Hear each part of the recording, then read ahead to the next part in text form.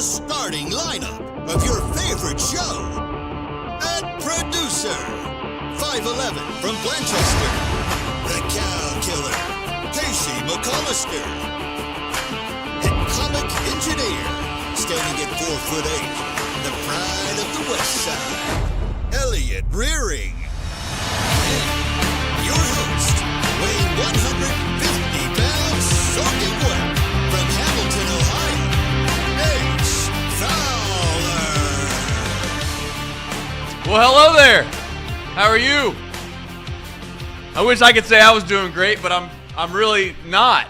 There's a lot of things moving and going here that we'll get into. We'll get into a lot of it. And the truth is, this is probably the least prepared I've ever been for anything in my entire life, which means if it goes up against anything else that I've done in my life that I've been not very prepared for, it's going to go great. It's actually going to maybe be one of the better shows in the history of Off the Bench, because that's what this show is called. It's Off the Bench, presented by United Dairy Farmers. We come your way every single day from 10 A to 12 p.m. I'm glad the guy that really is never on the show, that's usually not here in studios, but is with us in spirit usually in the chat, is the first one to the punch there on that. So kudos to the producers over there. You're welcome. We have, as always, Elliot Rearing, who's ready to roll. He's looking good today. And then we have, of course, Casey McCollister, who was late, 10:02. Yeah, that's what happened. I mean, this Casey. is wild. That's exactly this what is happened. wild. Also, he walk around here and he's like, "Don't worry, I'll take this one. I got this. I got this. This is on me. This is on me. I gotta go do some things. Gotta go take a piss, whatever." I'm like, "Okay, fine." And then he comes in here. listen, we can throw the blame around and just throw mud at each other all day long. I'm not going to do that. Today's a happy day. We're going to embark on a grand adventure. So, no, I'm not going to start messing around with that stuff. It's 10 o'clock even. That's when we start. If your clock is wrong, that's on you. But for us, it's 10 o'clock even every single day we start, no matter what. Speaking of clocks, there's two things that I just realized driving the van in here today that is a little bit of a problem. One is that and again, I've not spent a ton of time on this, so if you actually get it figured out within about 10 to 15 seconds, I don't want you to think that you're relatively a genius, Elliot. But sure. the clock, it's still set to what would that be called? Daylight savings time? Sure. Or are we in standard time? Is someone smart enough to know that We're right in now? Eastern Standard Time, but daylight savings is what happens like 3 times a year, twice a year, 4 times a year. I don't know. Now I think you're making an idiot of yourself. How am I making an idiot of myself? Listen, the clocks get set forward and then they get set back. I'm trying to figure out when they get set back here soon. What are you trying to accomplish? What are you trying to accomplish? This is where my brain is right now. What are you trying to accomplish with this conversation? In fact, this is the biggest fear that I had going into this trip, is that if you hang around Elliot too long, what he ultimately does, like anybody else does, is they drag you down to their level and you start to have a mush brain like them. See, I just asked him a simple question, which was this. Hey, is it daylight savings time or is it standard time when they set the clocks back? And he then proceeds to tell me that they do this 3 to 4 times a year. They don't. They do it twice. It gets set forward once and it gets set back the second time, and there's always an argument every single time about how the clock should stay the same. We won't get into that debate today, but then I turn over here and I'm looking for some sound advice, and I ask Elliot, hey, what is it? And he says 3 to 4 times a year. 3 to 4. Now I'm trying to figure out what it is. So I'm going to revert back to the chat and try to figure it out. But the clock doesn't operate at the right time currently. If we wait long enough, it will, because when the clocks get It might be forward or 6 back. times. I think it's 6 times a year it actually changes. I'm done with him already before we've even left. The second thing that I found out that we might have a little bit of an issue with, which is kind of it's not a major issue, but it's a slight issue, is that this van does not have cruise control. Yeah, God. I was told that last week, and I was mentally preparing for it, and that's fine. Well, I'm gonna be okay. What it's gonna do is it's gonna keep us ready at the wheel. We're gonna have a foot on. Our brains are gonna be on. We can't turn our brains off on the highway anymore because unfortunately you can't with this terrible van. But that's okay. Does this van have radio or speakers or like Bluetooth? Does it have Bluetooth? It does. I think we're going to have to get an aux cord. You know what those Okay. are? I don't know if your younger generation knows what I'm an aware of aux what an cord aux is, cord is. but it has a little aux cord situation, it appears. But we'll get into all of that. For those that don't know, we are going to go on a pretty ridiculously long road trip, and I was thinking to myself, there are times in which I feel bad for Casey and Reed and Sean, for lack of a better term, because they've obviously been a large part of what we do here at Chatterbox over varying points of time. And it's like one of those things where you're kind of like you're watching your brothers or maybe your niece or your nephew open something. Maybe not niece and nephew. Maybe your cousins would be a better example. But you're watching them open up a present or something along those lines, and you're just like, man, I kind of wish I was doing that. But then I kind of go in the opposite direction, Casey. I'll be honest. There's times where I'm like, you know what, though? Like, they're going to go home. They're going to sleep in their beds for the next 2 weeks. They're not going to have, like, you know, ridiculously dumb people sitting around them all the time. Yeah, my brain won't be mush. The smells, like I won't have to worry about any of that nasty smells. I think a part of me is very excited for the trip, but the other part is counting down the days till I get to sleep back in my bed. Because last night was the last time I'll ever sleep in my bed, as far as I'm concerned. I don't know if I'll make it back on this trip. I don't know what kind of hijinks Kirby and Trace have colluded against me. I like their text conversations back and forth over this weekend were definitely scandalous. I got a text. I'm gonna read this text out to you actually, real quick. What? I'm gonna read a text out to you. Okay. I got this text from Trace this past weekend, and I want you to be clear what's happening to me. So Trace texted me. Oh, this is exposing. Trace texted me. Yeah, read it. Hold on, let me get it. I mean, you got to have it ready. He if you're said, gonna read it. well, yeah, Verbatim. well, I was just you were trying to be throwing- nice. You were throwing Verbatim. shots at me. I was trying to be nice. So this is what he texted me on, was this Saturday night? Give me a nickname that would be funny to use for you that you wouldn't care about. Give me a mean nickname for you. And this is what I'm dealing with. So now he's asking me for nicknames to call me. That's what's happening. I'm making my own nicknames so he can make a jolly little fool out of me. That's where we are on this trip. It's, 10:09 a.m., and this is what I'm dealing with already. The trip hasn't started, and I'm already being forced to make up nicknames, mean nicknames about myself. So that's, by the way, the TV is just, it has, I don't know what movie this is on the TV. I got to zoom this out. This has never happened before. What This happened? TV this It says TV Movie Hub Romance. I mean, look what's playing on the TV. Well, I don't know. What movie is this? Don't ask me. I I don't know what movie this is, but anyway, it's gonna be. Before Natty Ron jumps in the chat, this is a sports talk show, for Barely. those that are wondering. It's Sure. a very serious yeah, I guess. sports talk show, as they say.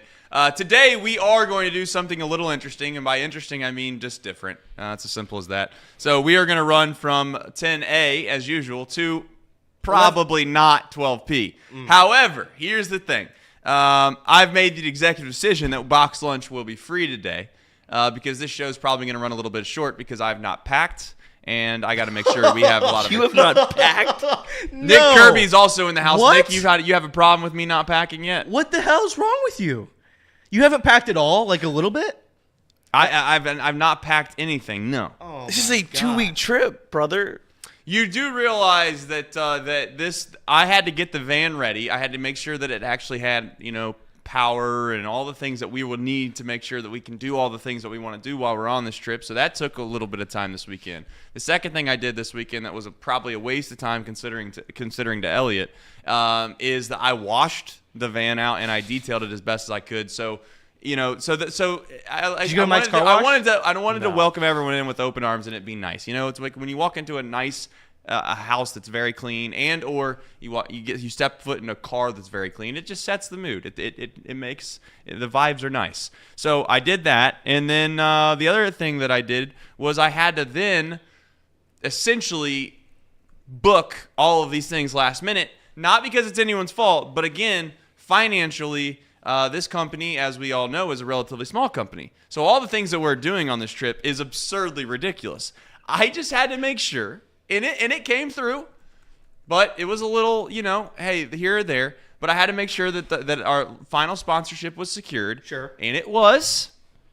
But then I had to mad dash and try to find a bunch of flights last Listen, minute. no one's saying you're not a hero. You're a hero. Yeah. No, I'm not a hero. You're a hero. Why? How's this turning into me being a hero? I'm not being a hero. I'm just suggesting to you the reason. 2 things happened this weekend. 1, I didn't pack. And 2, I didn't watch any sports. So here we are on a Monday sports talk show after a long weekend of sports.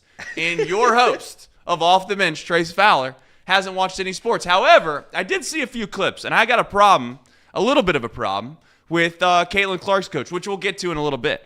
And Caitlin Clark's coach was Iowa's head coach. You wouldn't have known who she was before Caitlin Clark, but that's here nor there.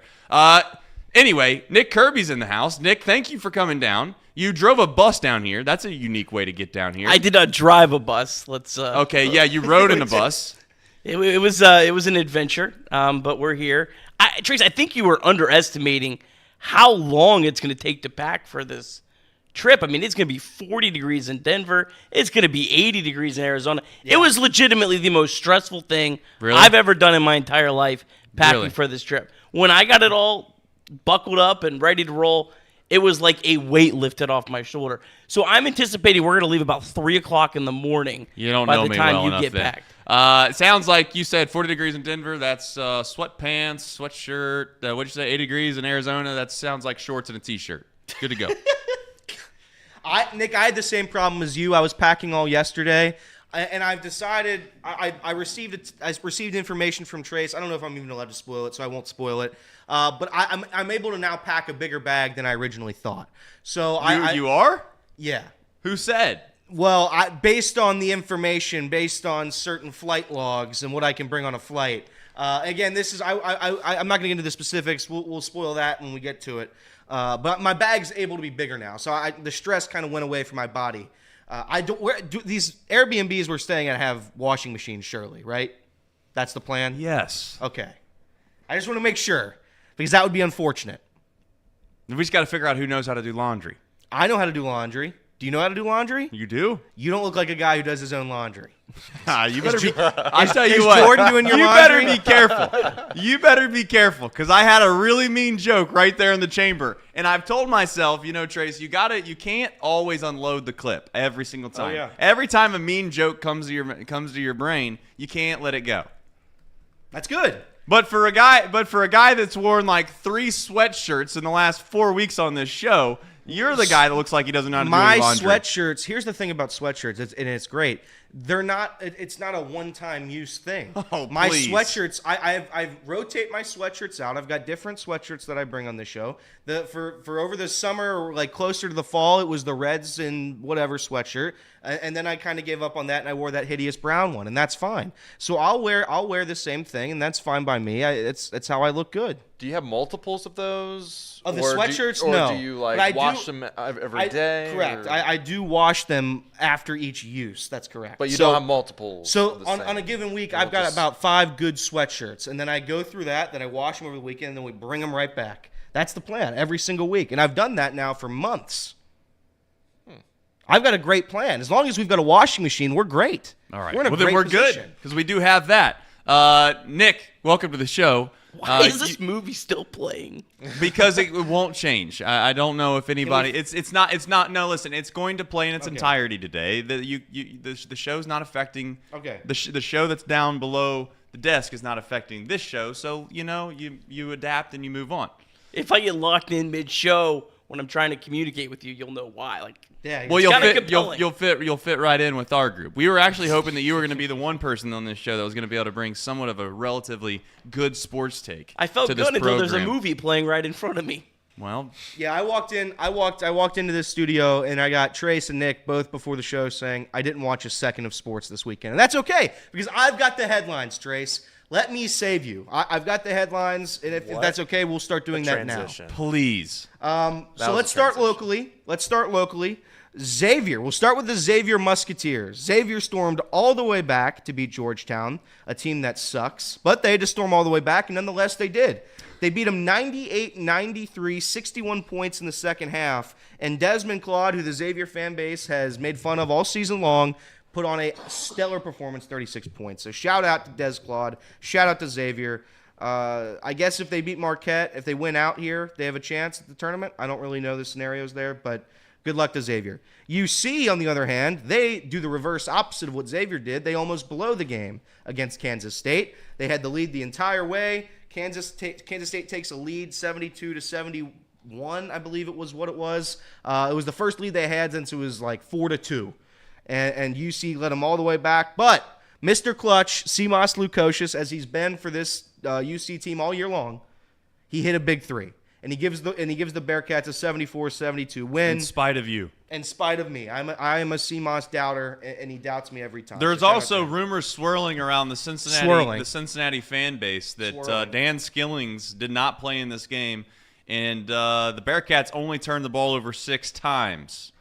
Is that a correlation there or no? Are you going to defend him or no? Dan Skillings is the future. I don't know what kind of future it is, but it's certainly a future.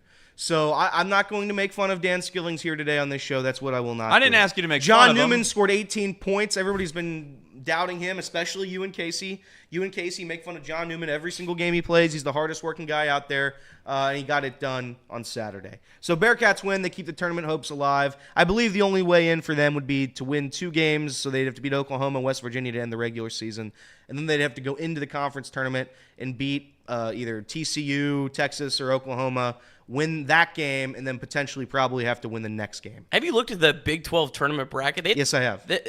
Is there any chance they can move out of the first round? Yes, they will probably. If we win out, we will not be in that round because we have the tiebreaker over Kansas State, and they still have to play Kansas and I forget who else. Maybe Oklahoma. I forget which team Kansas State has to play left. They play 2 good teams, so we will not be in that game, assuming we win out. But yeah, there's a good chance that happens. Because that's a difference of 5 games or 4 games Correct. to win the tournament, right? Correct. You think that there's now this is maybe being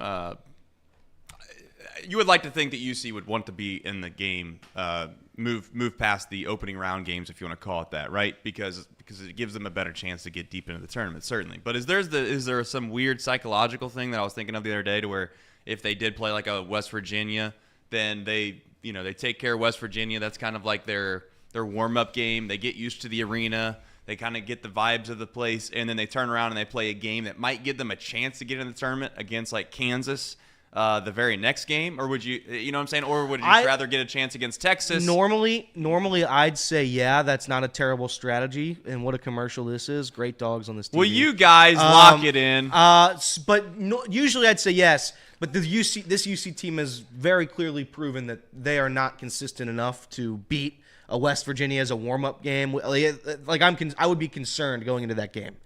Now, it would help us a little bit in winning that game, winning 3 games in the tournament. I think that helps our resume a little bit too, but to each their own. UC stays alive for now. Locally, FCC. Didn't know this game happened. Came in this morning. I said, what, did FCC play? Casey's like, they sure did. They win 2-1 against the Chicago Fire. They did. One of the 5 teams in the MLS that has a mascot. Some of the teams don't. This team does have the mascot. The Chicago Fire. And Casey has informed me that they got a wing back from Inter Miami via trade. Did we get Messi? No. We did not get Messi. Not this time around. DeAndre Yeldon. He's got plenty of experience across all the different leagues, including Premier League.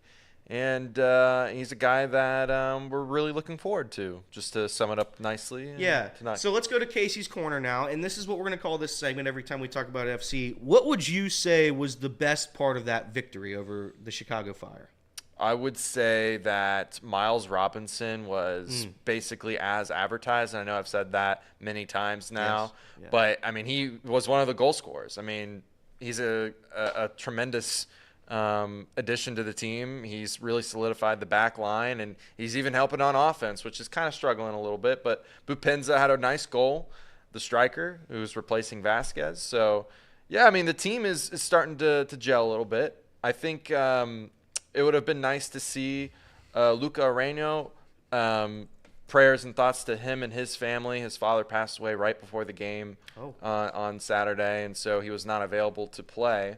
But the team fought through adversity, got through that adjustment, and they took care of business against Chicago Fire like they should. Yeah. Mousecop has a quick pronunciation check for you. It is Yedlin, not Yeldon. Yedlin. Yeah. Just doesn't matter. Tomato. Tomato. That's what it is for FCC. Every game is tomato. But we move on.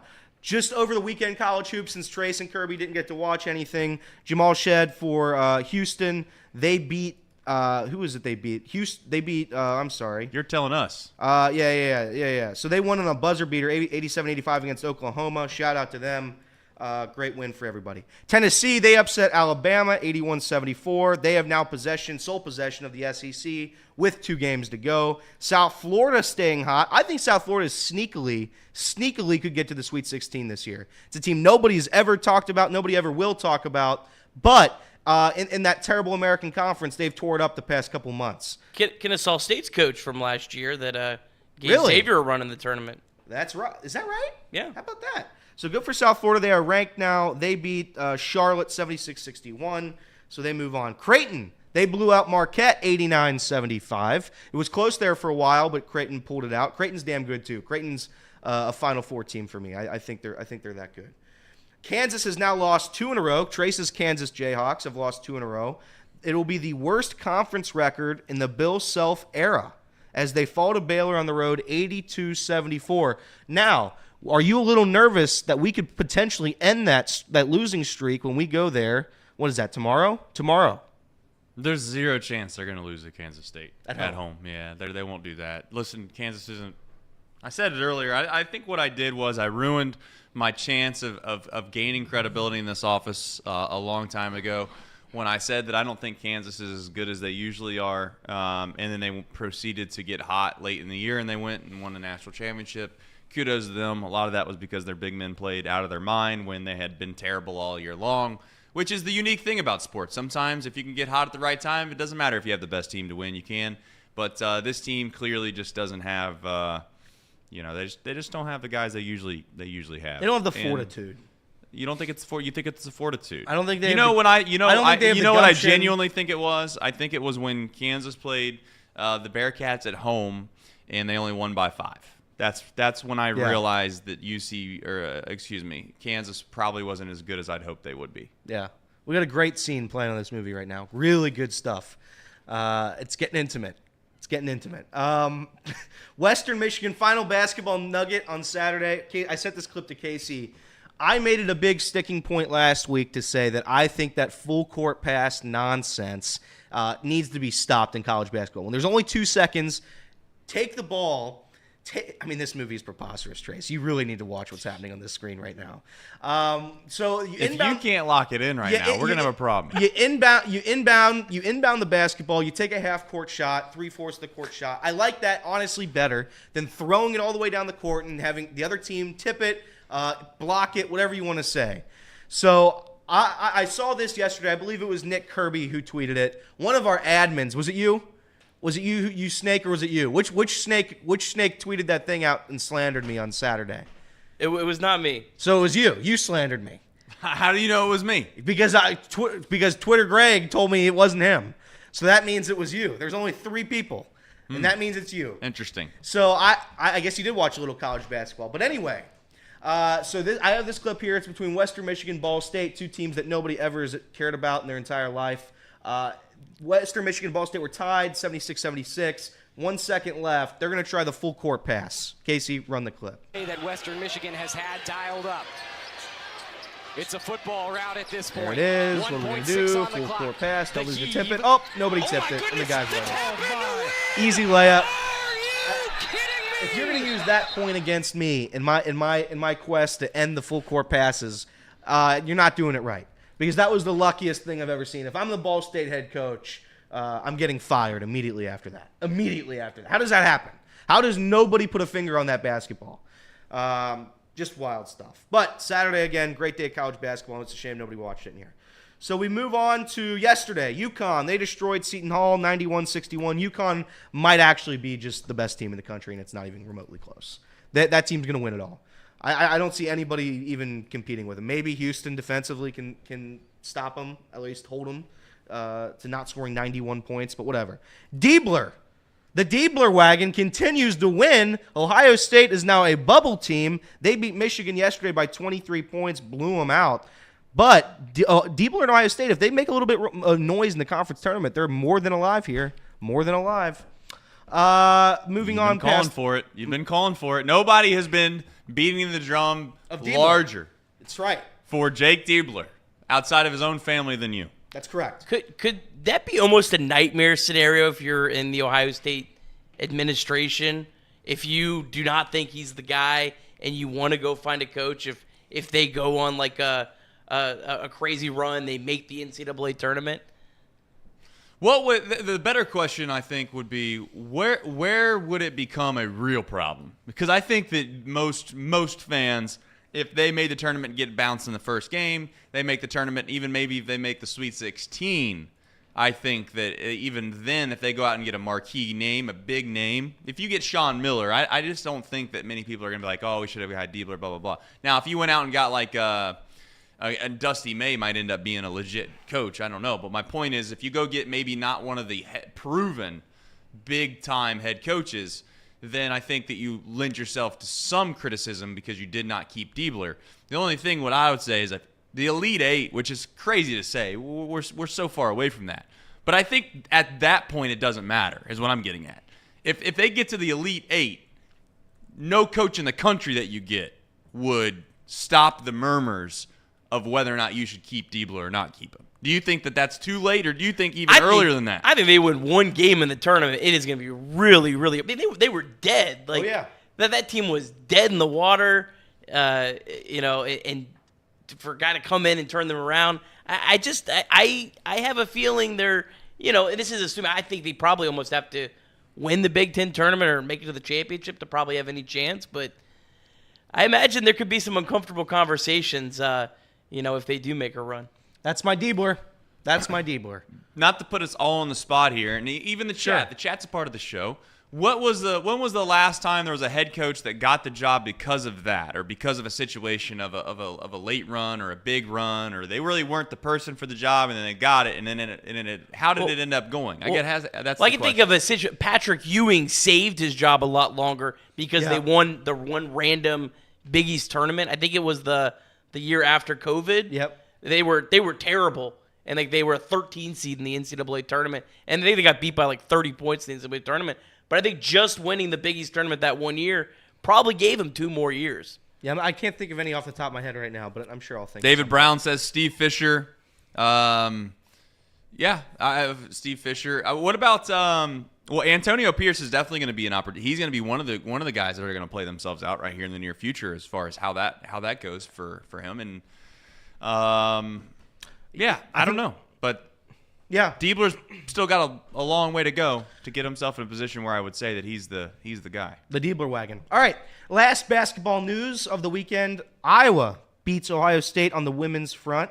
Caitlin Clark passes Pete Maravich for the Division I scoring crown. Now, I had not seen this quote until this morning, but the head coach, Lisa Bluder, don't know how to pronounce it. We'll say Bluder for now because that sounds more... Mouse Cop will be on you soon. Yeah, so I sent this clip to Casey, and it is the head coach of Iowa basically saying that the record should be on its own merits. You don't have to beat a man to prove your worth, essentially, is what I saw on the headline of this clip. But this is the head coach, Lisa Bluder, after the game. Again, this is revenge. Ohio State, this is the team that she flopped against when they ran into her on a fake court storm, right? Yeah. Almost 100% positive it was. All right, but this is the head coach. Here we go.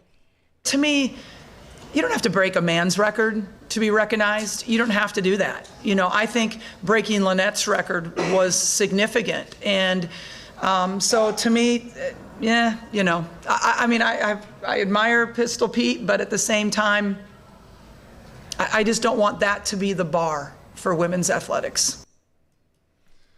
Okay. This is where we are going on a long trip. Got a brand new sponsor today we are very proud about. We will tell you about that here in roughly 30 minutes. So I'm going to do my best to talk about this in a way in which we can have a fair and honest discussion. Sure. What are we talking about exactly here? What's the point of even bringing that up? Like, Pete Maravich has been brought up around basketball circles forever. Pistol Pete. You don't even need to really genuinely know a lot about basketball. And if you're in the sports world, you've heard of Pistol Pete. Pistol Pete's also a guy that didn't play the game with a three-point line. So I'm not going to sit here and suggest that well, she's not better than Pistol Pete because of that, and they're getting this big argument. Like, as I've said before, greatness is greatness. And it seems like every time you try to compare two great players, the way that it always goes is you don't argue how great somebody is. You argue how the other person didn't do X, Y, Z, and that's why they aren't great. But the whole idea is just to celebrate Caitlin Clark because she's a great player. And now we want to sit here and act like, to a certain extent, that, well, we don't need to worry about it. It's Pistol Pete's record. So, again, not to use my term, but this is where you lose me. So we're in a situation where we want to fight for equality, and I'm all for it. I think it's great. I think it's awesome that Nebraska volleyball has a football stadium full of people wanting to watch that. I also think it's great that Caitlin Clark's selling out arenas after arenas after arenas. I think it's great that when they played LSU last year, and Angel Reese was also a big part of the storyline, and they took over legitimate national headlines. Women's college basketball took over legitimate national headlines for like a week last year, and a lot of it has to do with Caitlin Clark, clearly, because she's one of the greatest players of all time, and that's essentially what people are comparing it to. So I just don't get how you can argue for equality and say you want to just be equal. This isn't like a fight against men and women. It turns into some stupid gender battle. But then when we bring up the fact that she's breaking a man's record that just so happens to hold the all-time scoring record in a specific sport, we want to like shoo it off, or we want to act like it's not a big deal, or we want to act like we're trying to say that, well, she wasn't the best player of all time because she already, like, I get the sentiment. But maybe it came out wrong, so I'm trying to like not go too deep off the reservation here if I'm already have. But what exactly was that quote, Elliot? What was the purpose of that quote? I think it was to shine a light on women's college sports, because I think it has been, in fact, I know it has been overshadowed by the men's game for quite some time. And you're starting to see that tide turn now, where I think women's college basketball is certainly starting to pick up pace. Women's college basketball gets better ratings than NBA games. And that's a fact. It's happened this season. So I think she was trying to, in a way, not make it about, even though it's the man's record, it's the all-time scoring record in Division I. You can't say it's not. I think she was just essentially trying to shine a light, and maybe not even shine the light, maybe not take the way a light away from women's college basketball, I think is what she was trying to do there. Well, let's break this down a little bit here. Here's my whole point to this whole thing, is that at some point, hopefully, it's not going to happen, I don't think, in my lifetime, because it seems so far-fetched of an idea that it just seems impossible. I guess I'm that beaten down within our society for it. Why do we have to make it a gender thing? Why does it even? Do we realize that's a good point? Do we realize the reason people watch men's sports mostly is because of an entertainment factor, and that's all it is. I watch Caitlin Clark because I'm entertained. Because you know why people watch Caitlin Clark in Iowa? Because they're fun to watch. You know why they didn't watch them 5 years ago? It's got nothing against the fact that we hate women or don't like women or we love women now. It's because it's entertaining. There's something to watch. It's enjoyable. That's what we all as humans seek, is enjoyment, to try to be happy. It has nothing to do with men and women. This whole thing has nothing to do with it. And then we try to make it out to be that. That's what pisses me off. She has an excellent opportunity. No one knew who Iowa basketball's head coach was 5 years ago. And I don't know if she was there or not. But I got news for you. If Caitlin Clark wasn't on her team, nobody would know who the hell she is. And I'm not trying to say that's a negative thing, but that's the truth. That's the cold, hard truth. And she wants to sit up at a press conference and make it out like it's some gender thing. It's got nothing to do with that. It's simply entertainment. That's all. So let's stop making it about something that it's not. And I'm all for the fact that maybe women's college basketball has a light shed on it. But you know what else? I got news for you. If the USA women's soccer team wasn't successful, no one would watch them. Correct. So that's the whole point, is that we just want to be entertained. And the truth is, the sad truth of all of it is, when it comes to gender in sports, is that we see it on our airwaves, the vast majority of people that watch sports just so happen to be men. It's really hard to win a battle against a viewing audience when the vast majority of your audience that watches it is one-sided. But to be fair, if you can be entertaining and you are great at a sport, men start watching. And that's what's happened. Is there's a lot of men that have watched women's college basketball recently because she is very, very good. And I've watched her, and I've said on this show, and I've said, if you've not watched Caitlin Clark play basketball, you're doing a disservice to yourself. She's that good. She's one of the most entertaining players maybe that I've ever seen play college basketball, quite frankly. When you're pulling up from the logo, hitting threes, it's pretty cool to see. What man, woman, doesn't matter. So, yeah, I think I don't know what the coach was trying to prove there. I just think I think the story was purposefully going to be she broke a man's record, similar to the Billie Jean King thing, right? I think just to have a man or a woman prove that a woman doesn't need to prove they're better than a man. I think that's what it was about, though. But who? I guess my only argument back to that was just like, who ever even made it that? And to be fair, maybe, and I guess I'll take a big step back here. Maybe the question that was asked to her was in a condescending way or something, and that's why she answered it the way she did.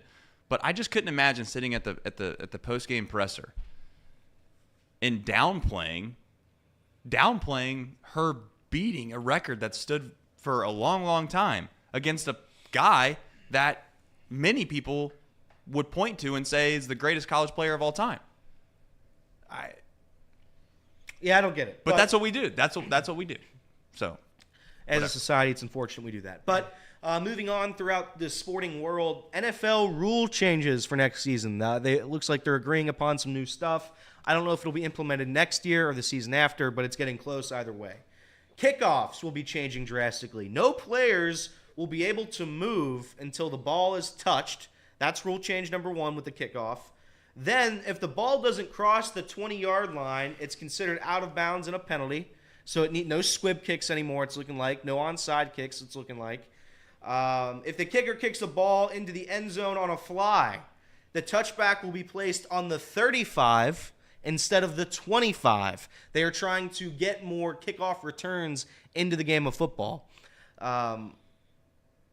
So they want to increase. They want to increase returns. And one of the things they said was limit injuries. I guess guys are getting injured, but I don't know how that would stop injuries if we're making them return every single time.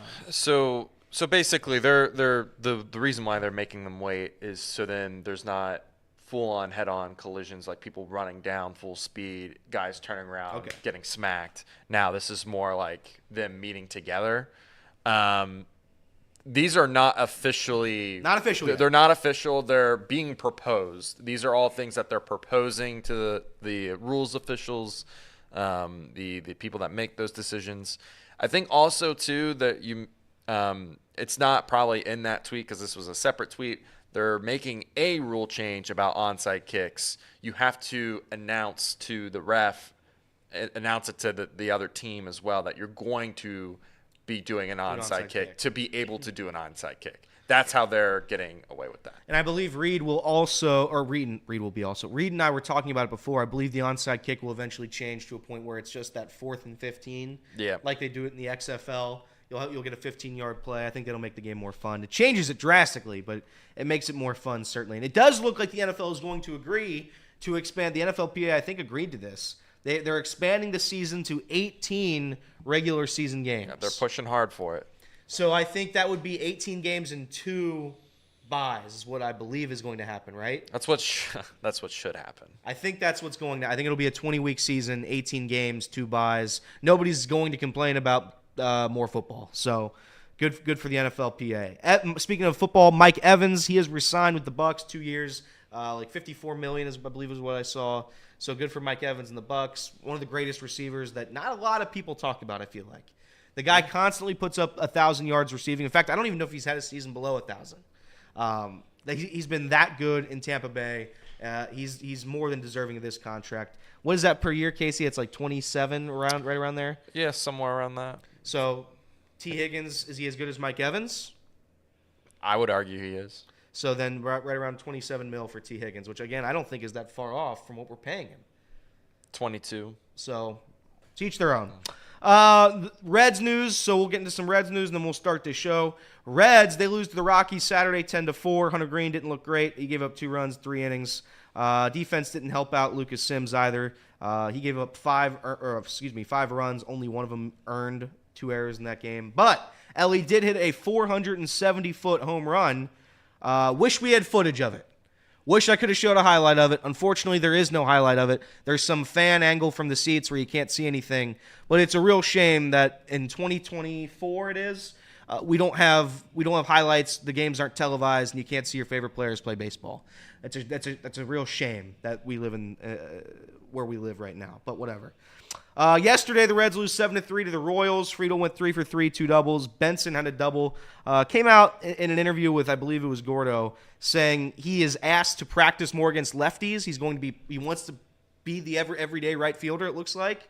So I'm all for it. Will Benson wants to get more reps against lefties. I do think there's going to be, sorry for the ramble, I do think there's going to be a trade at the deadline, probably for Jake Fraley. I love Jake Fraley. Love him. But at some point, you're going to have to make a decision on who your starting right fielder is. Maybe you don't, and you just platoon it all the way home.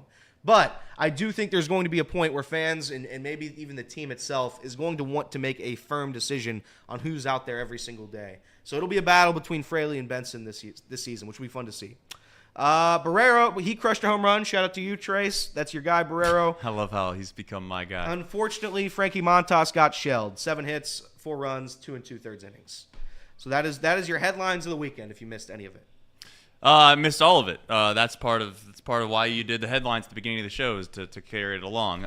In regards to the Jake Fraley comment, it's a situation where let's just pump the brakes here on all these concepts and ideas.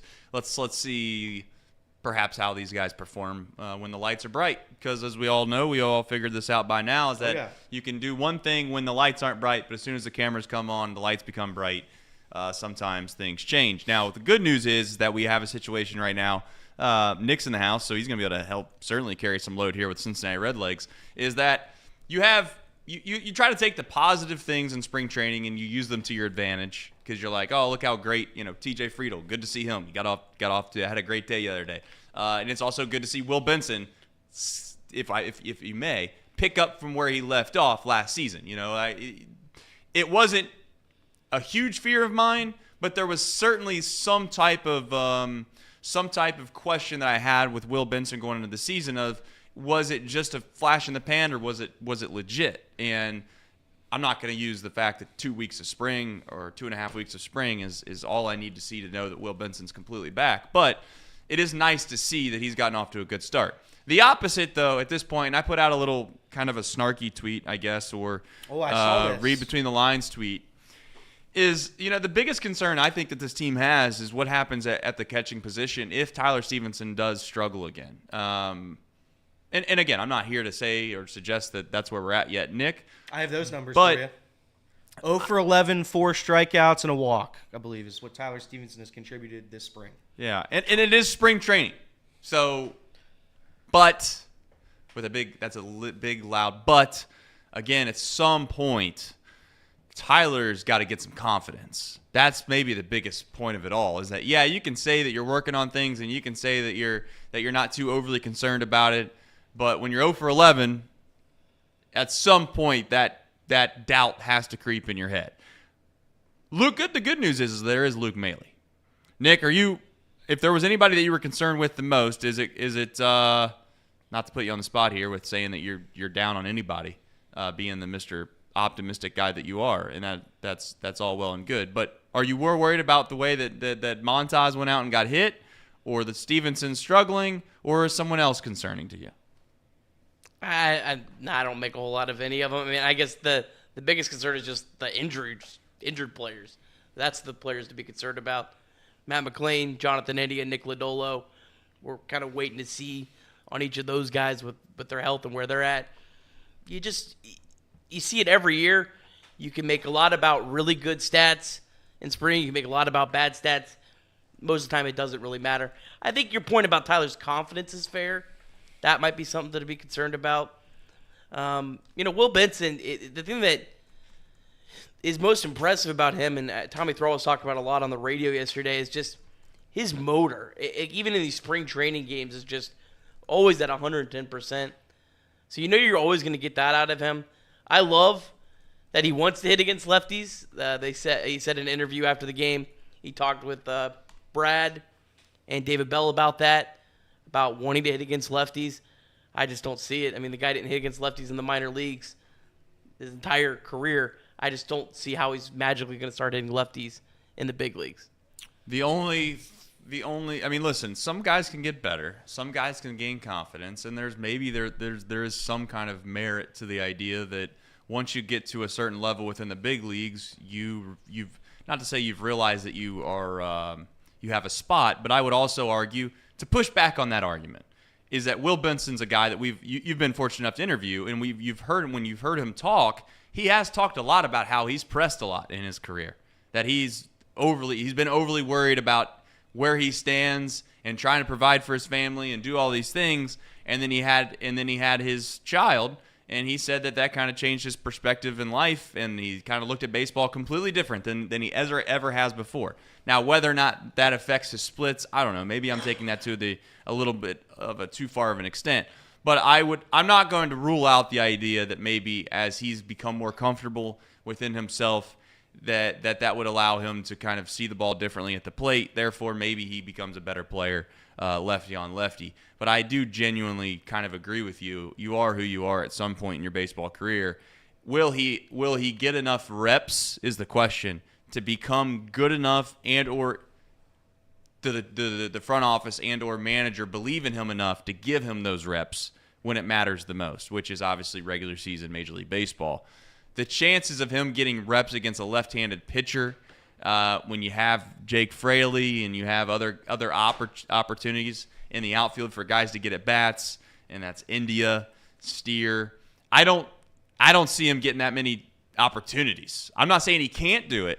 I just don't think he's going to get many opportunities. And that's why he probably came into spring and he asked for those opportunities, because he knows in the spring there's much more leniency on what you can and can't do. And maybe he's able to prove over the course of a month while he's at spring that he's gotten significantly better at that to where he will get opportunities. The best chance for him to get an opportunity is something none of us want, and that is injuries. If you were to say, if anything, there would have to be some injuries after injuries after injuries that you're like, you know what, we'd rather have Will go lefty on lefty than some rookie that we just brought up that we don't really trust yet. That's his best chance. He was 6 for 41 against lefties last year. We're trying to compete this year. Do we really want to mess around? And, well, maybe he can hit. We feel good. I love Will Benson. I don't see it. If you're not competing this year, sure, yeah, it's a great time to give him an opportunity. But if we're trying to win every single game, he's not the guy against left-handed pitching.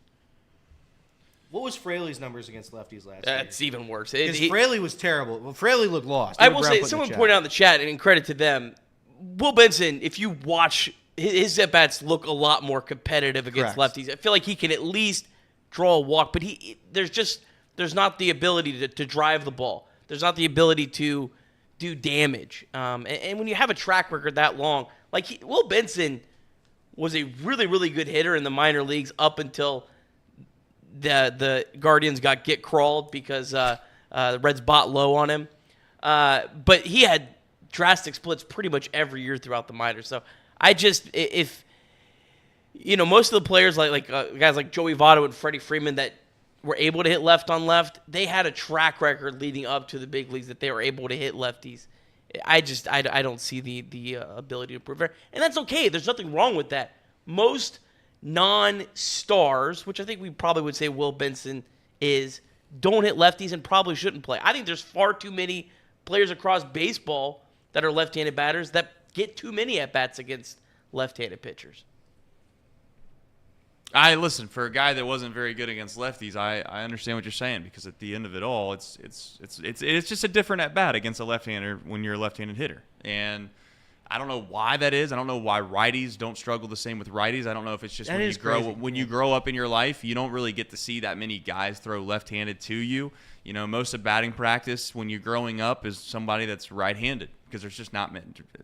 Math says that there's more people in the world that are right-handed, and that's all well and good. But the issue is is if you don't get reps against left-handed pitching, then eventually you become to where you don't feel as confident or comfortable with it, and I think that's where you ultimately end up with the situation, like the Will Bensons and the Jake Fraley's of the world. The only thing to push back would be, I agree with the chat if they're saying that Will Benson does look competitive in those at-bats, and I would argue that 41 at-bats, as we know, is not a big sample size. I know you're going to point back to his minor league stats, and you can go back to his minor league stats, and I would say maybe those aren't the same as who he is now.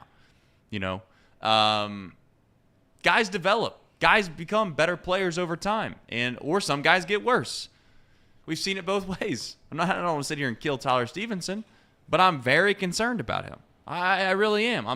I worry about his mental more than anything because he knows that he struggled last year. It felt like he could never get himself into any kind of consistent space. And then you turn the table and you ask yourself, okay, what else does he bring to the plate? And it's not a lot. I mean, defensively, he's not going to be somebody that you're going to hang your hat on per se. But Luke Maile, of all things, I do actually believe that he's a very serviceable backup. 100%. So there is that. So I guess that's part of the reason as to why I'm not super stressed out about the catching position. Charlie Goldsmith actually told me I could share this. So I'm going to share Is this breaking news? This was not breaking news, but this was after we were done Casey, recording. do the sounder. Casey, do the sounder. Do the sounder. Charlie told me I could share this with the Chatterbox family. Okay. Whichever one here is. Said Michael Trotwine. Michael Trotwine has been crazy impressive. He's the guy everyone is talking about. This is a catcher that was not a prospect. In fact, when I went and saw the Dayton Dragons last year, Matt Nelson was their catcher. That was in the Reds prospect ranks that I was following. Trotwine was the backup. But he's very impressive. All the pitchers are talking about how much they like him. All the coaching staff talking about how much they like him. Could be on a fast track to the big leagues in the catcher spot. I hope so, because we need something. And it would just be a damn shame if everything went relatively well this year and that spot, which is incredibly important, one of the most, if not the most important, one of the most important positions that are on the field, would be a huge disappointment. And then therefore you find yourself in a position where you're stretching yourself thin, trying to go out and find some alternative. And again, someone that doesn't really like to give prospects away. Maybe you're starting to stretch yourself thin, trying to get to that, which is something we all thought just 2 years ago was maybe the most solidified thing that we had, which shows you how fickle and fragile baseball can be. All right, over the weekend, the other thing that I make news about that we need to get some advice here from the chat before we move forward, right before we get to our big news, is, by the way, the breaking news little sound effect, doesn't it like kind of fade off in the distance when they start talking? Wouldn't that usually be the way it goes, or no? We did I'm try. just curious. I want to hear what your guys' brains think of that. We were waiting for the breaking news, and I don't think we ever really got there. Like, that news was okay. It wasn't breaking though. Well, he did say it wasn't breaking, and then you put it on. Yeah, but I thought no. Here's the thing. He said it's not really breaking news, but Charlie told me that I could share it, and then you jumped the gun over there, and you said, Casey, do the breaking news. And then now you turn around after the breaking news, and you want to say that it wasn't breaking news and that you want to blame Nick for this. Is that what I'm getting? Yeah, that's where we are. Casey, do you have a exclusive report sound effect? Do you have is there an alternate one in the chamber? Here we go.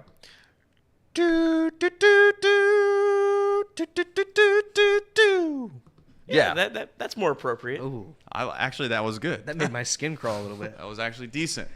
Skin crawl or goosebumps? I think those are two skin different crawl. things. Skin crawl. Skin crawl. Okay. Not a fan. All right. In regards, I don't even know where the hell I was going with this. Breaking news. I think we're going to breaking news. No, we don't have any breaking news. The chat. This was going to ask. NASCAR. There was NASCAR over the weekend. Why wasn't that a part of the headlines, Elliot? Because I didn't care. Don't we have to start caring? I feel like Wait, you that's- should start caring, sports considering that show. in, Let me considering find in, out, let me find considering out. in less than 1 week you are going to be NASCAR's biggest fan. Sure. Let me go on ESPN.com and let's see if we can. Free ads everywhere. I mean, would you clean it up a little bit? I'm trying to clean it up. I don't even know what I look. I like. I don't even know how to navigate through this website. Well, and there's try to this thing find called NASCAR. Google, and you could just punch in probably NASCAR results, and you would have gotten them. Okay, NASCAR results. So besides the Looks like Larson won it all. Won the big race. Nice. Kyle.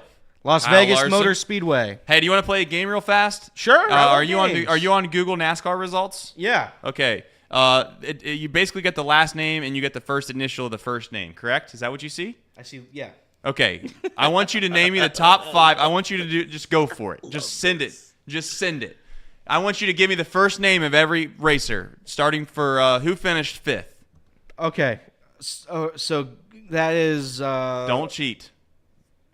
Oh my goodness, that's Tommy Gibbs. Tommy Gibbs. All right. that- 4th. Was that right? Yeah, you got it. Nailed it. That's Ronaldo Chastain. Ronaldo Chastain. You're cheating. Is that right? You're cheating. Was that right? You're cheating. I'm not cheating. Look, Casey. are. Casey. He's cheating. All right, you not got cheating. number He's 3. not cheating. He's Were- not. Were those two right? Yes, number 3. No way. I he can't gets get this one. It's because No he way. remembers. He remembers Ronaldo Chastain from Daytona. It can't be surely Roger Blaney.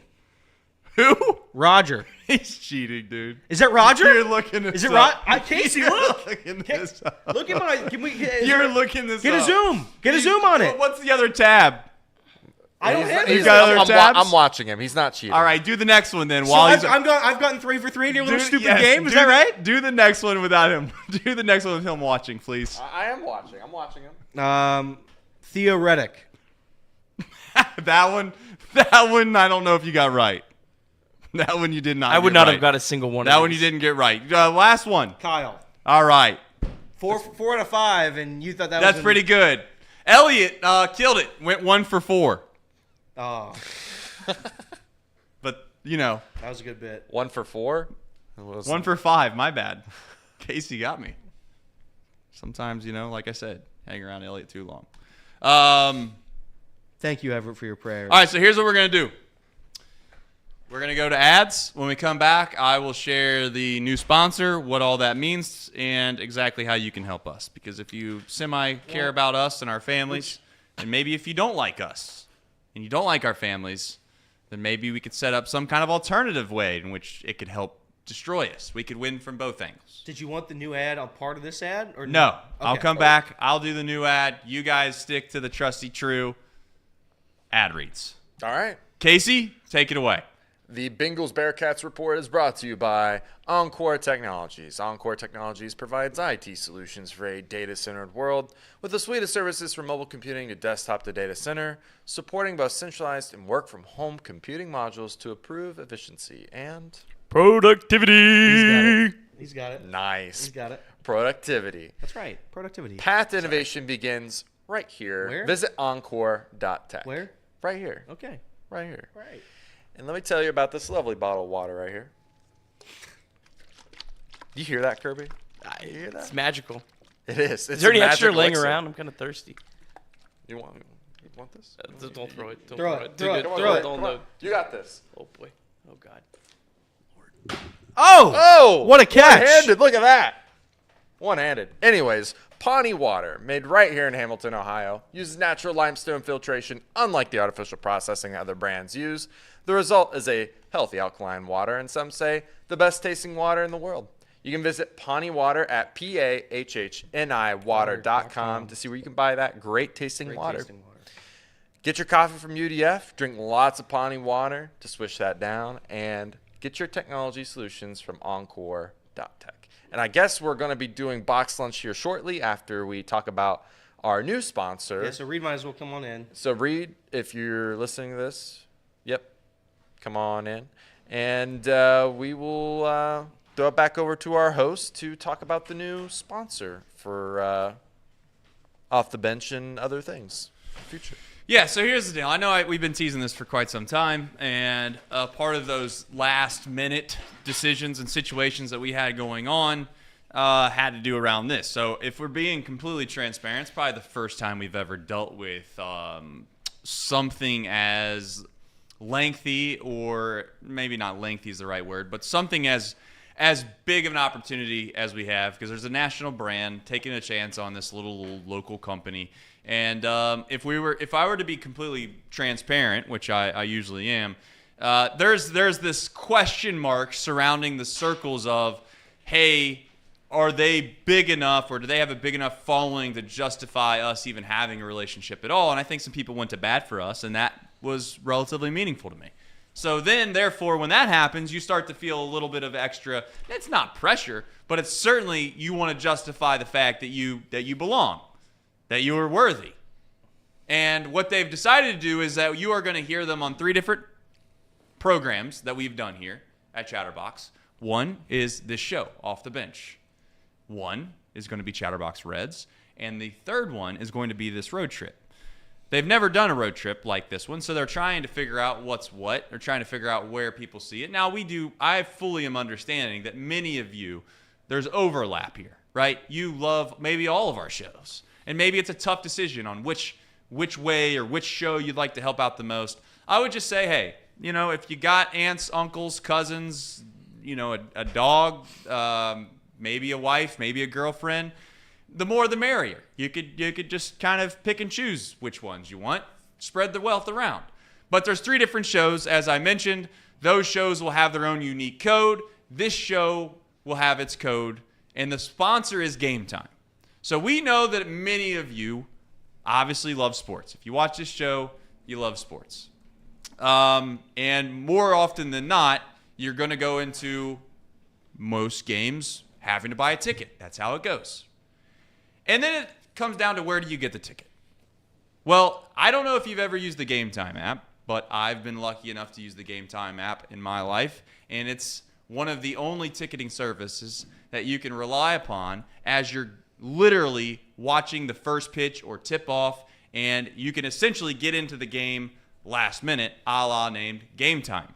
But if you download the Game Time app, you can use the code OTB. OTB, you will get $20 off your first ticket purchase. Now, if you go on there and you look around, you can get concert tickets, right? You can get, obviously, all of the local teams around here.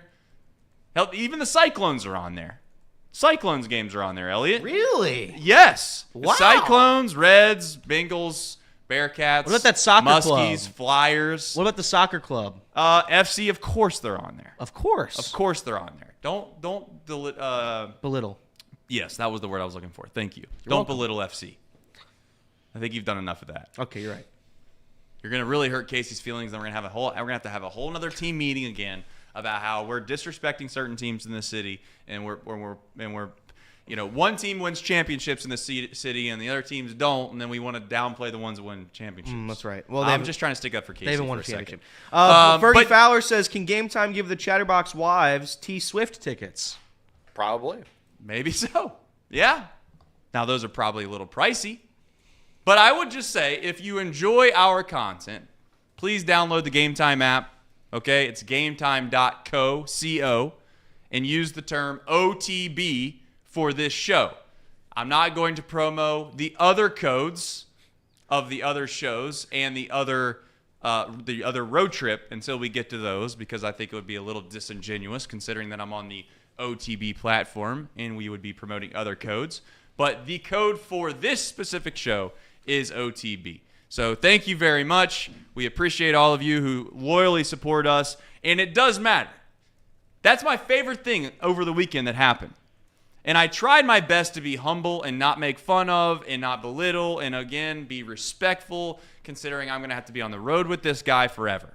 But I get a text last night from Elliot that then says, hey, the Game Time app, does it matter if we use the codes? Well, yeah, it does matter. In fact, that's the way that they're tracking this whole thing, to see if you're legitimate or not. Well, I didn't know if they had my name written down, so that's why I was asking that. Gotcha. You thought that they had our our internal names. teams' names, and they were like, hey, submit everybody's name that works for you or your family members' names that work for you, and then therefore we'll annex them off the platform. So don't worry about using the codes for them. That's what you were. I just wanted a little bit of clarification. That's okay. That's Okay. I'll get shelled for that. No. Well, I was just saying. It just seemed like a kind of a wild. That's all right. concept. That's all right. Wild concept. Let me try to think of a mean nickname for myself real quick that you can use, and then we'll get back to you. But go ahead, finish the ad read there. You also got a $10 super chat. $10. What's the super chat say? You gonna read it? Well, I was gonna have Casey said it there. All right, Drew Garrison, your growth kicks ass. Please use this money to buy Elliot ice cream and a little baseball helmet.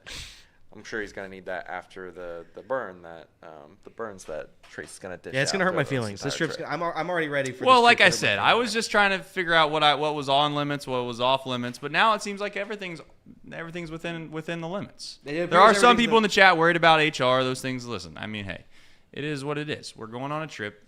We're not. The only thing about the trip that I want to make very clear, okay, is it's legitimate. Like, we're not going to try to muster up fake stuff. We're going to genuinely be ourselves, and what happens, happens. Because I think that, in and of itself, that will produce plenty of fireworks, quite frankly. Is that fair? That's more than fair. So we want to get it on the record now that we're not going to concoct any nicknames for ourselves that other people can then use.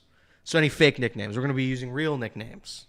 Well, you wanted me to use lard ass. Well, that was your pick. Well, so you're so even though I you're said making it- fun, I said- even though I even said though it- you're sitting here making fun of me because Correct. I asked you, I was gonna go with snacks. Do you think that's appropriate? Sure, that's fine. I sent in the clip of the. If anybody's seen it, it's what's that movie? Stand By Me. Mm-hmm. Stand By Me. There's that poor kid that gets bullied and picked on, and that's what they call him. And I said, Trace, why don't you just call me this? We can just reenact the whole scene, and they can just make fun of me. But that's okay. I'm gonna fight through this. I'm gonna fight through it. Mark says it's not funny. Well, I thought what you sent me was relatively funny. But for those that are wondering what the hell's going to happen when the show ends, box lunch is going to happen. But then more importantly, moving forward, off the bench doesn't change. We're going to do our best to check in live with these guys. I don't know where we'll be in the world. I don't know if we'll be in a state that will allow us to be able to come live on Off the Bench.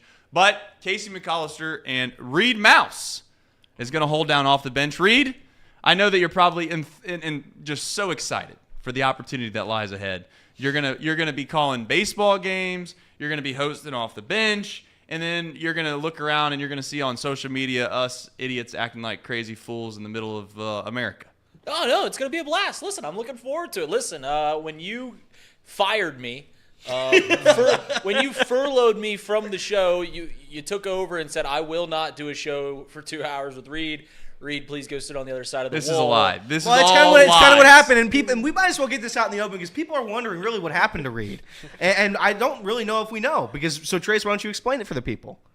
Well, you want me to know what happened to Reed? Well, a couple they things. want to know. I don't want to know. They Well, want to know. here's the thing. I try to understand some workload management, okay? I'm also not naive to knowing how taxing it can be to have to sit in on a show or be part of a show for 2 hours and then turn around and then host an hour of another show and then turn around and have to be responsible for running 60 softball and baseball games this spring, and then turn around and have to drive a video board around all summer, and then turn around and basically be the boss of you specifically. Correct. Which is very taxing, to be Very quite frank. taxing. And Very then taxing. after all that, I was just trying to be somewhat mindful. It wasn't the fact that I was furloughing or firing Reed off a show. Now, he might want to say that, and if he means that, then shame on me. I didn't know that we had somebody that was as concerned about being on the show as much as he was. So that's an oversight on my end. I get it. But I was just trying to make sure that Reed Mouse wasn't overworked because he's probably already underpaid. No, listen, I get it. It's you looked at all the jobs I do, and you said, Reed, what's the most fun one you do? Let's take that one away. You still got to do all the bullshit ones. Let's do the one where you get to talk about sports for 2 hours. We'll just remove that one. I'm just messing. It's going to be fun. Let's get Sean in here. Let's give Reed a raise. Let's give Reed a raise live on the show right now. Sean, come on in here. Yeah. No, it's going to be fun. Listen, it would be great if you guys could check in every single day so I can know how Elliot's well-being is, because based off the first hour of this show, I'm worried about old Ellie Rue on this road trip. I'd certainly be worried if I were somebody watching. But yeah, we're gonna keep it rolling for the next 2 weeks till you guys get back. We'll hold the fort down. We'll talk about all the fun things. I'll try to hold myself back from talking about the Caleb Williams, Justin Fields things for 9 straight days. But yeah, it'll be a blast. That's 100% the biggest opportunity that there is for sports talk radio is to sit up here and talk about what's going to happen with the number 1 pick in the NFL draft. But at some point, it becomes a little nauseating. If we're being honest, we all know the situation that we're in regards to sports locally. And that is that you have a couple college basketball teams that the vast majority of the people that watch college basketball in this community care about are down. Are they dead? They're not dead, technically, but they're down. So then everybody's obviously waiting for opening day to start, and then once opening day happens, we'll have real sports again in this city. But the biggest sports talk, if we wanted to have fun with this, the biggest sports talk line item right now is Caleb Williams? It's 100% what happens with the first overall pick, Caleb Williams and Justin Fields. Because for some reason, Chicago is sold on Justin Fields, even though he's been a pretty mediocre quarterback. And for another reason, like, I don't know. It's just a really weird. People don't like Caleb Williams for painting his nails and wearing dresses, but they can't really argue about what he does on the field. I digress. He wore a dress. Caleb Williams wore a dress? On the cover of a magazine, yeah. Really? That's why people don't like him. Seems weird. That people don't like him for that, not because Casey, he wears a dress. find that. Find that magazine cover that Rita's talking about.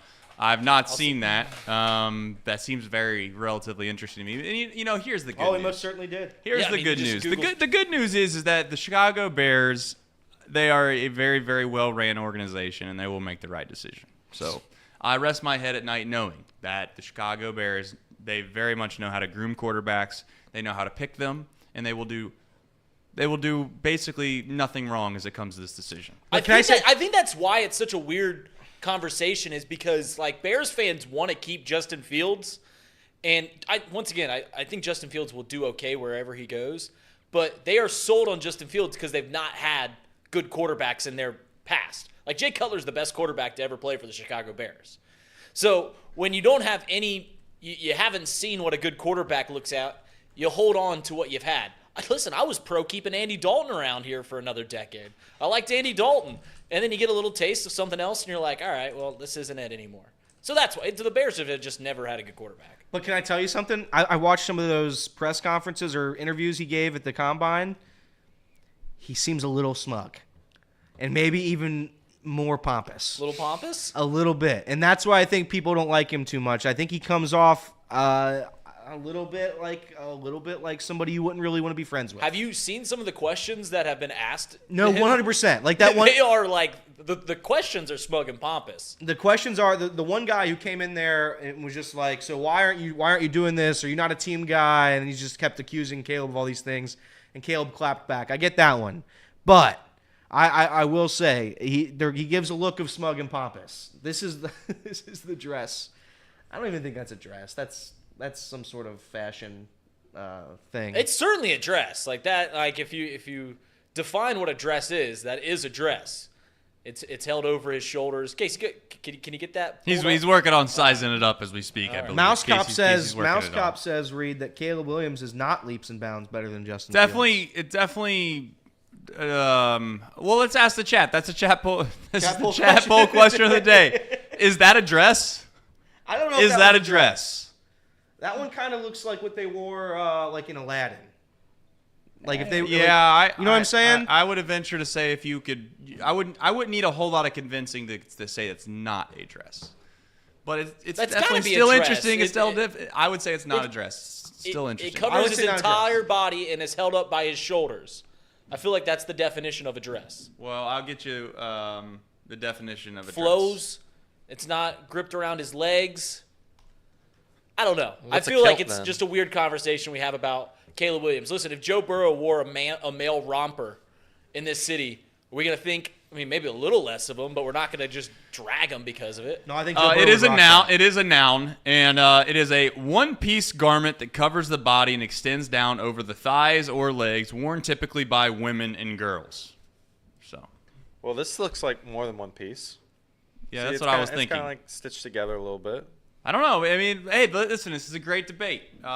Today's poll question of the day is that a dress? We'll give it a good, wholesome 5 minutes, and then I will hand over the keys, per se, to Reed Mouse as he makes box lunch for free today. We're doing it. All right. Not right this second, but I'm asking you the question. One question I do have, Reed. Sling it, Big Ben. Your number one topic on box lunch today is... Well, the first topic is talking about the Hollywood Casino. What happened at the Hollywood Casino Crazy. over this Crazy. weekend. But the number one sports topic we're talking about is the news about Joe Burrow. We finally got clarity on his injury. Love it. So that's the number one topic. There you go. Also, anybody who's watching right now, if you download the Game Time app and use code OTB. That's OTB. They wanted to spell it out because usually it's a word. But Yeah. it's really hard to spell out OTB when you say OTB because you already spelled it out. OTB, download the Game Time app on your phone using code OTB. Yep. If you send a screenshot of you doing that, add it to Chatterbox Sports. I will put whoever screenshots it into a hat, and I will Venmo you $20 to then take a friend with you to that game. I will do that out of my pocket. If you do that, download Game Time using code OTB. That's OTB, like off the bench. OTB. Yep. Screenshot it, send it to @CBox Sports on Twitter. I will put everybody in a hat. I will you can all watch me do it. And then I will Venmo one of you people $20 to take a friend with you to a game that you go to in the future. What a salesman you are. I am a salesman. That was big league of you right there. Okay. Chat poll questions up. Yeah, it's been up. Where are we at right now? Live leaderboard. It is yes at 82% with 34 votes. Ooh, that sounds pretty. Sounds Sounds like a pretty healthy lead to me. Any final parting thoughts before we hand over the show to Reed? Well, Elliot? let me ask you this, and I'll ask Nick this too. What are you hoping to get out of this trip? What are your hopes and dreams for the trip? Do you have a hope and a dream? Or do you want me to move on to Nick? I think are you wanting me to be like I just want sincere? Or I want you to be a little sincere. I want you to be sincere. What do you want out of the trip? What do you want out of the trip? Well, listen. Since we started this company, Reed can attest to this. Mm-hmm. There's never really been any time in which it was always exactly what you knew you were going to do. You first started, and it was we were going to cover high school sports in any which way ever we could. The iPads. And then, exactly. And then we realized, you know what, we're pretty good at live streaming. Let's try the live stream thing. And then it's like, okay, how far can we take this live streaming thing in high school sports? How close can we make it look like it is on a network television station? So we had backboard cameras. Hell, Reed just reminded me the other day, we had basically like sky cam, zip lines that we were doing. We legitimately just chased what I would consider things that I thought were the best for what we were trying to do. And as we've morphed into this, obviously, digital media company, we have to continue to find ways in which we either can be entertaining to people or we provide content that people care about that is enjoyable. And you only have a certain or a limited amount of lifespan that comes with what we do here. I do think about that regularly. If Chatterbox were to lose its sponsors and we're going to have to close its doors and call it 1 year from now, is there anything that I would regret from not having tried to do it while we had the chance to do it? And this is probably one of those things. And I think, if anything, you were probably the leading voice of saying, yes, we need to do this. We should do this. Now, that might just be Elliot wanting a free trip and get caravanned all over the country and go do nice things that he never would have been able to do otherwise on his own. Bucket list type things, yeah. Yeah, but you were the one that said, you know what, we do need to give this a shot and see if we can't separate ourselves out from being it's not that we don't want to be sports talk folks, but we want to be entertaining people that ultimately center around sports, and this was an opportunity to do so. And we just so happen in a this is where, like, sometimes, not to get too sentimental, but you start to ask yourself, like, you think you do things in your life for one reason, and then you might find out later in your life the real reason that you ended up doing that was for something completely different. And when I was trying to get this van restored, is what we'll call it, because it had been used. The van was purchased to be used in a semblance, and somewhat of a semblance, maybe not to go all over the country per se, but somewhat of a semblance to do what we're utilizing it for on this trip. But it turned into, and Reed will tell you, it turned into a very, very necessary, and luckily we had it, van for just storage and putting equipment in and getting from one game to the next, and we used it for that. So it gotten beaten up, and it's got, there's some war scars, if you want to call it that, on the van.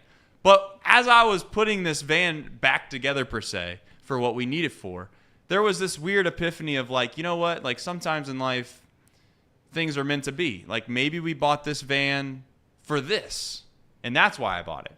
And again, not to get spiritual, and I know that there's people that probably, I don't really like to talk about religion a whole lot, and I don't like to put my faith and all of those things in front of other people because I feel like that's a personal thing that people make decisions upon, and most people either really have stark opinions one way or the other over all of it. But it is just unique that in a roundabout way, it's that I hope out of this trip we do make probably memories that we genuinely will make memories that will last for the rest of our lives. But hopefully it's something that we can replicate and do again, and we can take everybody with us. And I know that sounds maybe somewhat shallow sometimes, but the biggest disappointment that I have is that we can't all go, because I do love everybody that I work with. And I think that there are times where we have to do things here to keep the lights on. We have, and I don't want to sit here and say and downplay things that we do to make it sound like they're lesser than. But there's things that we do at our company that we know inevitably we have to do because we have to keep the lights on, we have to make money, and therefore we have to keep our jobs. But I really wish we could all go. And maybe this is just like an inaugural trip. If it goes well, we find sponsorship, we can make it like a whole company thing. I would agree. And hopefully that was a good enough answer. That was a very good answer. I just want to add on real quick before I was going to add something onto that. But before I do that, Molly, Craig, Nate, GC3, everybody, all those 4 people have sent a screenshot to Chatterbox Sports or me.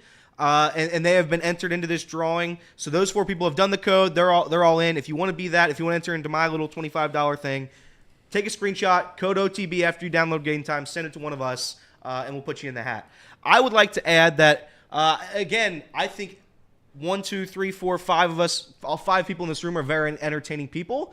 And I think this gives people it gives them a chance to see us in a different way than they would traditionally see us in front of the sports talk lens. I guess that's how I would say it. And I think that's what at least I would like to help grow that side of us too, because all 5 of us are very funny and entertaining. Everybody knows this. I'm not the biggest sports talk guy. I'm not Stephen A. Smith.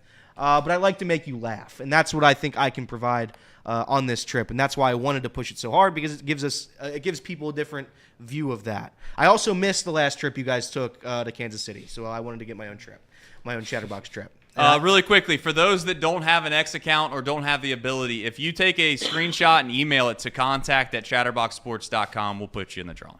Contact at Chatterbox Sports. Contact at chatterboxsports.com. Correct. If you take a screenshot, just email it over to us, and we'll put you in the drawing. And I think that sounds like a very fun thing to do every day. At the end of the day, we'll put everybody in a hat. We'll write them all down, put them in a hat. We'll draw them out. I think we'll probably end up doing that every day because I like that idea.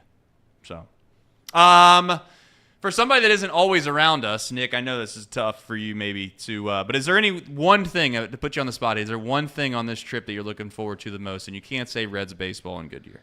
Could Stephen A. be the nickname for Elliott, though? Who knows? I kind of like that. I don't know. Stephen A. is my nickname? Stephen A. I don't think that would play well. I don't think that would play Stephen well. B. Costanza? I've been called Pinto Bean before. Stephen E. Stephen E. Are you going to stop in Kansas to fight Bill James? I don't know. He blocked me on Twitter. Wow. How many people have blocked you on Twitter? Is there like, do you know, like, any, it's like, limited a lot over the last few years. It was pretty, I was a little more feisty back in the day. Yeah. But. The big one that blocked me was former head coach of University of Cincinnati basketball, John Brannon. I made a lot of jokes regarding his passion for hustle, and he decided to block me on X.com. But that's fine. But the baseball analytic god, I was gonna Bill say, James, The father of sabermetrics. Are you Moneyball. Are you gonna go like, because he blocked you? Are you gonna go opposite analytics now? You're gonna like? No, say, he's fallen off the wagon. As my tweet said that got me blocked. Come on, taking shots at Ellie De La Cruz, is 21 years old. Come on, he's lost his touch. We'll see. We'll see. He just asked a question. He just asked a question. We've moved on past Bill James. Okay. Is there anything that you're looking forward to on this trip? I was like the Grand Canyon. Like I've never seen the Grand Canyon. I mean, I think that's crazy. I mean, there's so many things. I've never been to an NHL game. Hell, I haven't even flown on a plane since like 2007. So Really? yeah, so That's crazy. just everything's gonna be an experience. So yeah, looking forward to it. All right. Well, we'll find out at the end of the trip if it worked out the way in which we'd all hope. Who knows? We shall find out. We will leave today. I have a Little League draft of all things tonight. So as soon as that is over, I am going to make my way back here, and we're going to take off. So ETA for takeoff, we'll probably do some kind of a live little video or something along those lines to send us off. That will happen 7. I'm going to guess 7. I'm hopeful for 7. Reed, let's do a little over-under on that. Over-under 7 o'clock. See, here's the left. thing. Well, is I with- said 7 is being optimistic, so the over-under needs to be 7:30. 7 p.m. plus. I was gonna say normally 2000? what happens typically is when you make a time, we're gonna leave at this time. If you make it within 1 hour of that time, you're cooking. So I'm putting the real time at like 7:55. That's the over under. What pick you got in the draft? I have the 3rd pick. Oh, baby. Oh. You're gonna get a guy. And listen, I had a coin flip. for the 2nd overall pick. And I chose heads, and it failed me because tails never fails, of course. I should have gone with that. But my favorite thing of the whole thing was the person showed me the coin and said that they wanted to make sure that it wasn't a double-sided coin. And then I said, well, it doesn't really matter. I got the pick. So if it was heads, I would have won 100%. If it was tails, I would have lost 100%. My chances were still 50%. And when I tell you that big brain moment right there really threw them through a loop, it did. I mean, they were like, oh, yeah, I guess you're right. Like, yeah, I am. How intense is this thing? Well, I mean, for some it's very intense. Yeah. For some it's not. For me, maybe not so much. I have a question. This is my favorite. This is my parting thing, and I'm out of here because I have to go. Please pack. go pack. I Yes, have to please go go pack. The second chat poll question of the day. Wait, who won the first one? My Yes, by 3rd round 87%. pick is going to be predicated off of what happens in this room right now, which is probably fair or unfair. I don't know. I don't care, but that's how it goes. That's how I would love, if nothing else. And I think that it gets really difficult with young minors and et cetera, et cetera. I would love to do like a little documentary on like our season would be funny, but yeah, you start to get into the weeds of that and it might not make sense to do. Right. But I think it'd be fun to see how far our little league team could go. But here's the situation I'm in. My son is 12. He's really 11, but based off Little League rules, he's 12. He has a bad birthday. That happens. So, and it happens. But point is that I'm only going to be really the manager of this team for 1 season. Now, there's a couple different strategies that people employ. The people that are there for, I don't want to say eternity, but there are some people that have coached the same Little League team for a very, very long time. Their goal in their draft is clearly going to be try to draft the best 10-year-old that they can find because they know in 2 years that's going to be their guy, if you will. They're taking the very prospects. much the prospect Right, game. right.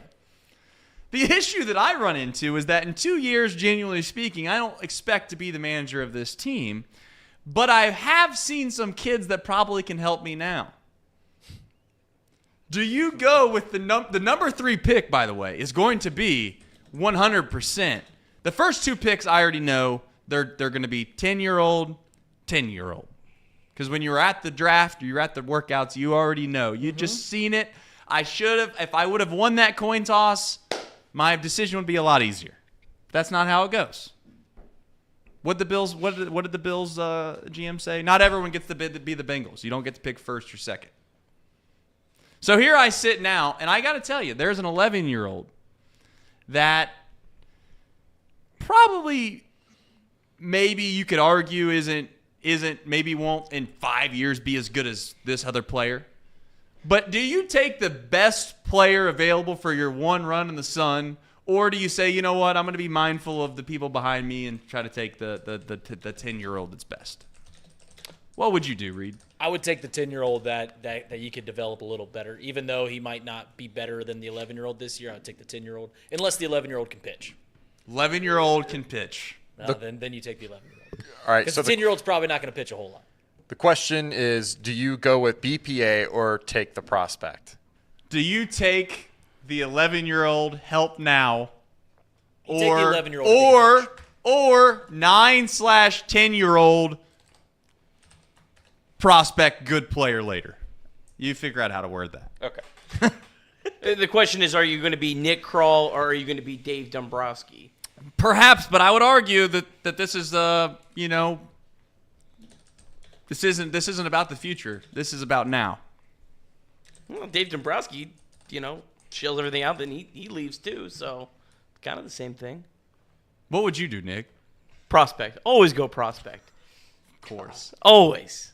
Come on. Why would you even ask me that question? What a terrible way to live through life. Just give me your best prospect. We'll see you in 5 years, and we'll just pray. In between those 5 years, we'll have one winning season. Just pray. Be sure to hold on to Jesse Winker. See how that works out for you. See, now Jesse Winker gets a bad rap. He gets a bad rap. That guy did not think he was going to be traded. They uprooted his life literally across. They couldn't have moved him farther away in the country than they did. They put him in Seattle. The weather's not good there. He hated his life. He was terrible, but that's because they uprooted his life. I have a hard time believing everybody's like, see, the writing was on the wall with Jesse Winker. You moved him. You shipped him out of town. You shipped him to Siberia. And now he didn't play well, and you're all like, look at me, I'm right. You can't do it. It's terrible. Shame on you, Nick. I know. That's like when Marty makes fun of you, but he doesn't realize that you had to go to the University of Toledo for a year. Real shame Jake Fraley had to go to the other side of the country and have his career ruined too. Real shame. Jake Fraley was no. Different things. Jake Fraley was leaving that side of the country, then became good here because everybody wants to be here. Wants to be here. But he moved across the country Different too. Different things. People want to be in Cincinnati. Nobody wants to be in Seattle. That's the difference. That's the end of the show. Who wins that vote? I want to know what you would do, Elliot, and then we're going to go to the vote, and then that's who I'm going to I'm not drafting prospects. You're not drafting prospects tonight. Taking the best player available. That's correct. We're trying to win championships today. Okay. Let's build for the future while we have 2 winning seasons since 2000. Can have a bunch of washed-up 12-year-olds. What would you do, Casey? I would agree with Elliot. I think you go with best player available. You're only in this for a year. Right. You're only in this for I don't a need year, to worry about the dad that's coaching in 2 years when I passed up on what everybody knows is probably the best maybe. Well, they're not even the best 10-year-old. You go all in this year. I agree. You wanna go know all more? in. My dad, Yes. very good baseball coach. Yes. My dad coached me in Little League. You want to know his drafting strategy? What was that? Draft the kids with the hottest moms. That was 100%. And we've lost it. He would tell me that as a 10-year-old. He's like, I gotta tell you, this guy's mom's pretty good looking. We're gonna take this kid. 11:34. So that was Mark Mouse's strategy. That's when we've lost it. And with that, the next host of Off the Bench will be Mark Mouse's son, Reed That's right. Mouse. That's right. And we're excited to have you. Real quick, Reed, we'll do our best to check in every single day. Would love that. Don't know if we can, but we'll try. Elliot, you just said the show's over. Now you're saying it's not. It is very much over. I got 2 more submissions. Shout out Drew and Chase. You've been entered into the hat. Again, download the Game Time app. Use code Off the Bench. That's OTB. That's the 3 letters. OTB. Send a screenshot to me. Send it to @CBox Sports or contact@chatterboxsports.com. Yes. That's an email. Contact@chatterboxsports.com. Your name will be entered into the winnings of $25 cash that I will Venmo you or send you a different way. And the second most favorite thing that I got over the weekend that just reminded me, and we're going to go to box lunch right after this. Sure, is I asked everybody in the group chat that's going on this trip because we're going to get some NASCAR passes. I need their email. So everyone's sending their emails. I get an email from Nick, just started, in Kirby@chatterboxsports.com. I send mine, T Fowler at chatterboxsports.com. Yes, I know I'm giving the emails away. Whatever. Just don't spam us. And then turns out, Elliot sends a Yahoo account. Here we go. So I'm just wondering, is there a way we could save some money at this company? Because we could, no problem. I'd be happy to take the storage and all the money that we pay for your email account. Would you like me to get rid of it, or is that something that you still use, or what's the purpose of that, Elliot? In all sincerity, I send Elliot an email about twice a week, maybe. And every time he never sees them. Like, I'll reference the email, and he's like, what are you talking about? I'm like, I sent you an email like 2 days ago. And this is what it is. This is just the Bash on Elliot show. For the next 2 weeks, Elliot's mental health will be in the toilet.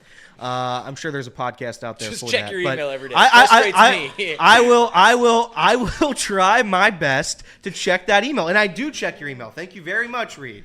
I do check that email, so I don't want to get slandered for it. I have push notifications on my phone for the Yahoo email. I don't have it for the work email. I come in here at the end of each day. I check the regular email, and that's when I see it. Are we done? You want to shift it to Reed now? You told him 11 o'clock. It's 11:40. That's what happens sometimes on Off the Bench. We go from 10A to 12P-ish, and today it's going to be 11:38. Listen. Say a prayer for us. We're going to need it. Hope to check in as much as we can. You can follow along every step of the journey on YouTube and all of our socials. We appreciate all of you. I very much mean that. The fact that many of you have stuck around when Tom left, I wasn't sure how that was going to go. When I say Tom left off the bench. I don't want to downplay the fact. I don't want to. Would you stop making me laugh? God bless America. I'm trying to finish a show here, and you can't stop talking. You got it in you. So Can I finish this thing? I got to pack. Please. You're making fun of me, telling me I'm not going to be able to get off on time. Here we go. I'm just warming up, baby. All right. Having said that, many of you continue to watch the show, and I very, very, very much appreciate it. And as always, no way better to thank us than to support the sponsors that help us out. We have some more big news later tonight on this whole entire road trip, and I just want to say, as always, there are 3 different codes. If you like them, like I said, you got family members, you got people that you know, you got I don't know, you can figure it out on yourself. But if you got maybe a significant other, or maybe if you don't, you can create their account and we can use another code. And as always, if you use the code, tag us in it on socials. We'll be happy to enter you into the drawing. And then on top of that, you can send an email to contact@chatterboxsports.com. Love you all. Appreciate it. Box Lunch is next with Reed Mouse, and then Reed Mouse is going to take you the rest of the way on Off the Bench, presented, as always, by United Dairy Farmers. Keep this stream live.